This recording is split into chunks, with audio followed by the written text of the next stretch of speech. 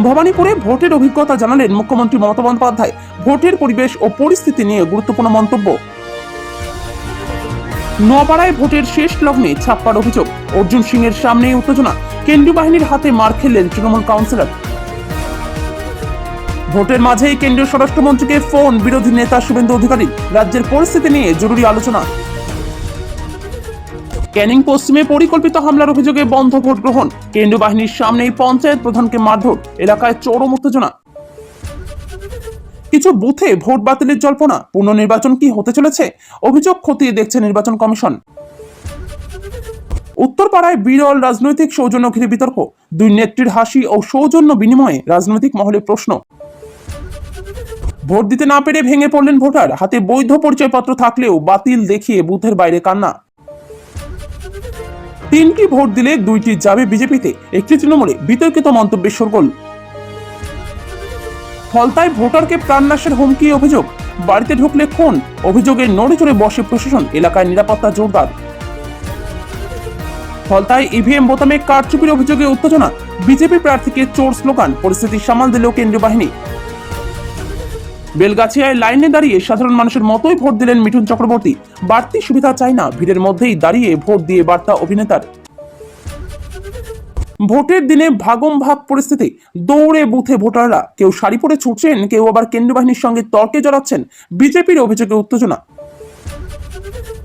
উত্তরীয় ঘিরে বাধা, মদন মিত্রকে আটকালো কেন্দ্রীয় বাহিনী, কামারহাটির প্রার্থীর সঙ্গে তর্ক বিতর্ক, পাল্টা তীব্র প্রতিক্রিয়া।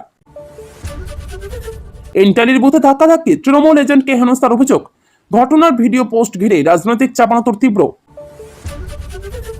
এক্সিট পোলের ইঙ্গিতে কার দিকে বাংলার ফলাফল, 89.99% পূর্বাভাস ঘিরে জল্পনা, তৃণমূল না বিজেপি, কে এগিয়ে। নদিয়ায় ছাপ্পা ভোটের অভিযোগে চাঞ্চল্য, বিএলওর মন্তব্য ঘিরে প্রশ্ন, ভোট প্রক্রিয়ার স্বচ্ছতা নিয়ে বিতর্ক।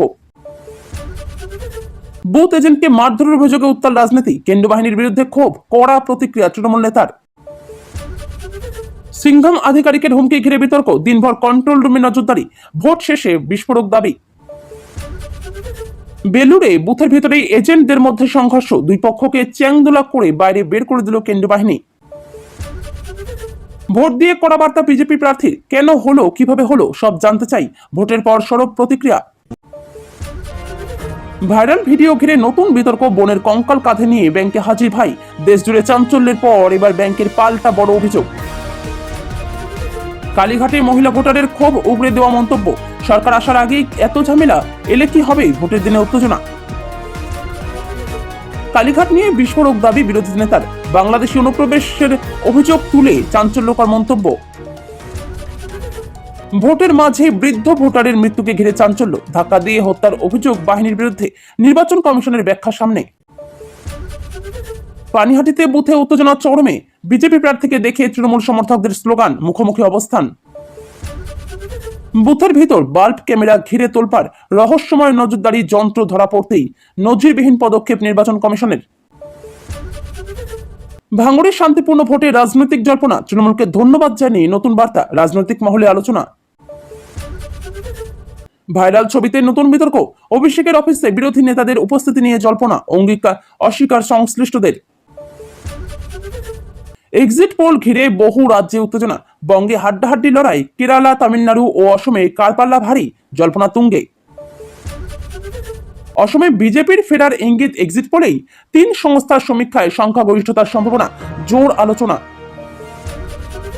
ভোটের দিন কলকাতায় অন্যরকম ছবি, স্কন সন্ন্যাসীদের হরিনামের সকাল, ধর্মীয় আবহে ভোটের দিন।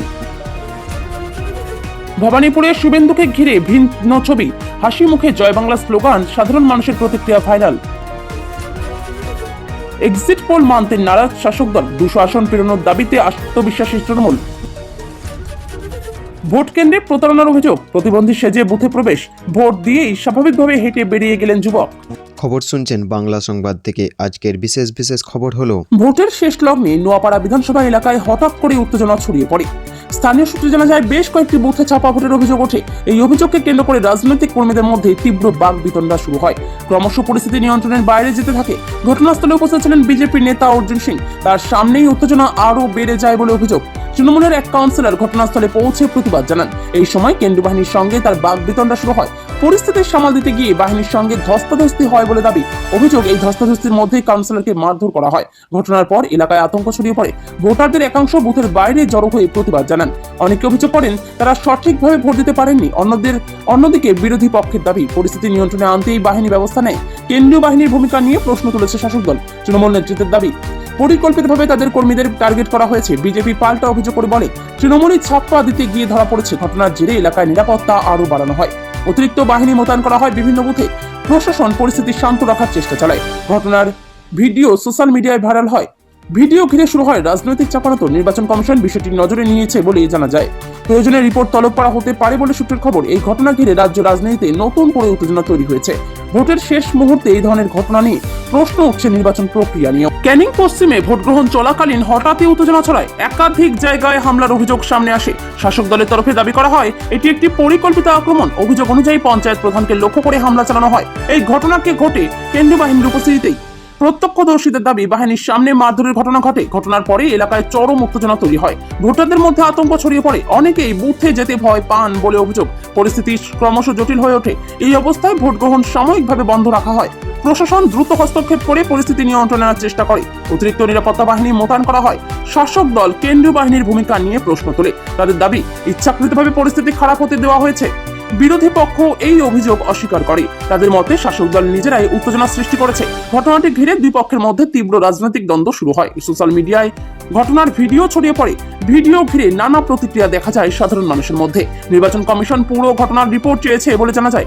পরিস্থিতি পর্যালোচনা করে পরবর্তী সিদ্ধান্ত নেওয়া হতে পারে। প্রয়োজনে পুনর্নির্বাচনের দাবিও উঠতে পারে বলে আলোচনা চলছে। এলাকায় আইন শৃঙ্খলা রক্ষায় কড়া নজর রাখা হচ্ছে। ভোটারদের নিরাপত্তা নিশ্চিত করার আশ্বাস দিয়েছে প্রশাসন।